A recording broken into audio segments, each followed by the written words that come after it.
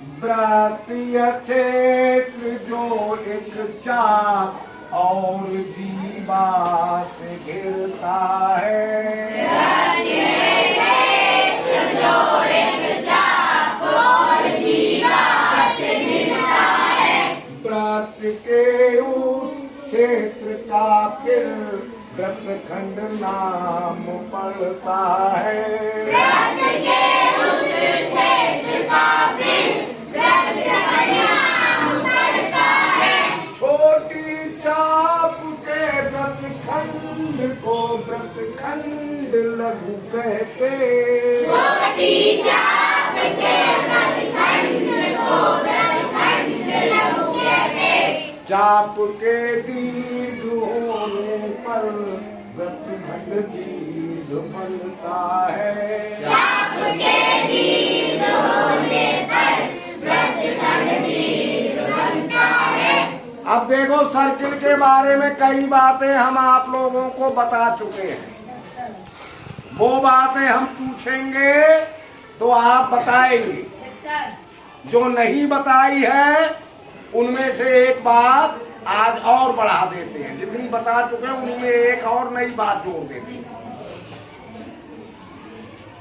तो पहली लाइन है, व्रतीय क्षेत्र जो एक चाप और जीवा से घिरता है। व्रतीय क्षेत्र जो एक चाप और जीवा से घिरता है।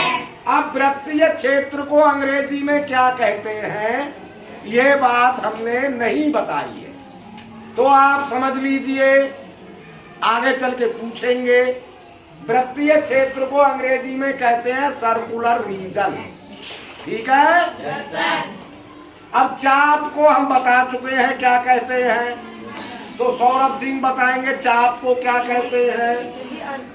अर्थ ही बता दिया, और जीवा को भी बता दिया है क्या कहते हैं, कॉर्ड। चाप को कहते हैं अर्थ और जीवा को कहते हैं कॉर्ड। चाप के बारे में भी बता दिया है और कॉर्ड के बारे में भी बता दिया है। तो प्रिंस कुमार, आप चाप का नाम बता दीजिए, सर्किल में क्या है। आप माइनर अर्थ का नाम बता दीजिए। ACB माइनर अर्थ है ACB। ये माइनर अर्थ हो गई ACB, समझ गए। आप मेजर अर्थ का नाम बता दीजिए।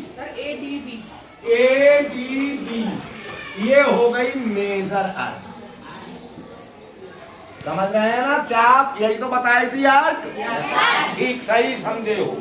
तो क्या लिखा हुआ है, व्रतीय क्षेत्र जो एक चाप और जीवा से घिरता है। व्रतीय क्षेत्र जो एक चाप और जीवा से घिरता है। यानी सर्किल का एक भाग या सर्कुलर रीजन जो एक आर्क और एक कॉर्ड से घिर जाए।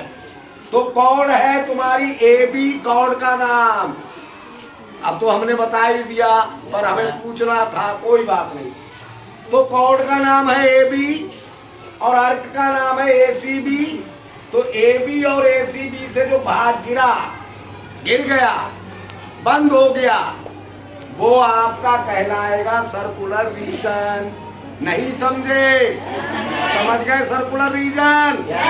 सर्कुलर रीजन क्या होता है, जो एक कॉर्ड और एक आर्क से बंद होता है, जो भाग सर्किल का, वो सर्कुलर रीजन हो जाता है। समझ गए? तो व्रतीय क्षेत्र जो एक चाप और जीवा से घिरता है। व्रतीय क्षेत्र जो एक चाप और जीवा से घिरता है। व्रत के उस क्षेत्र का फिर व्रतखंड नाम पड़ता है। व्रत के उस क्षेत्र का फिर व्रतखंड नाम पड़ता है।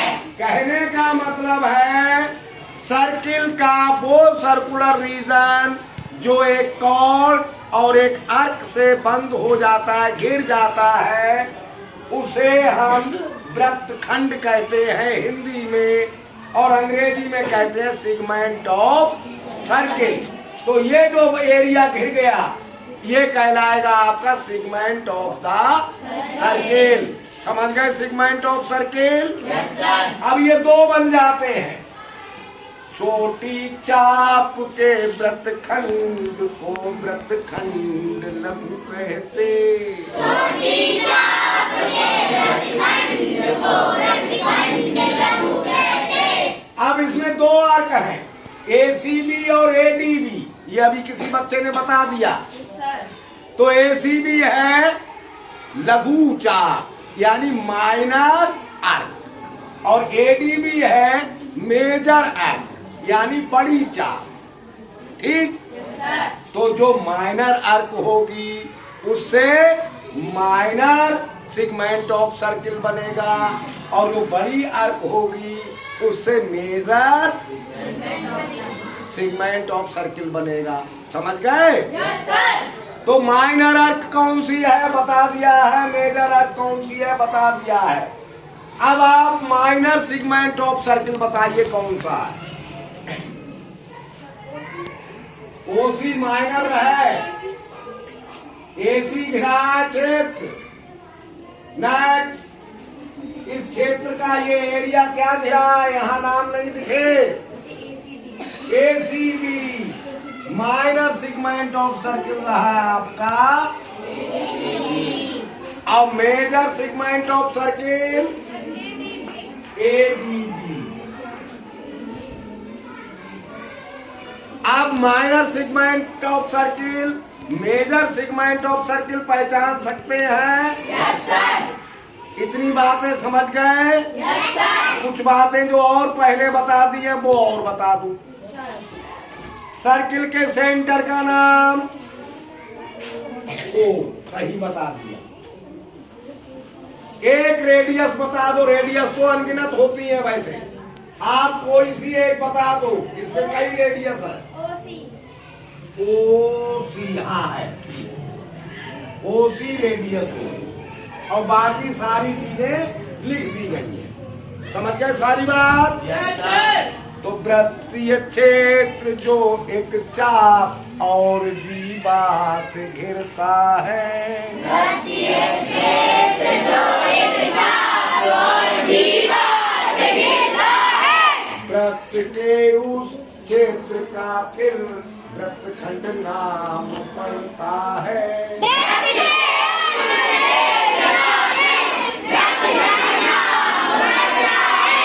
छोटी चाप के वृत्तखंड को वृत्तखंड लघु कहते। छोटी चाप के वृत्तखंड को वृत्तखंड लघु कहते। चाप के दीर्घ होने पर वृत्तखंड दीर्घ बनता है। चाप के दीर्घ होने पर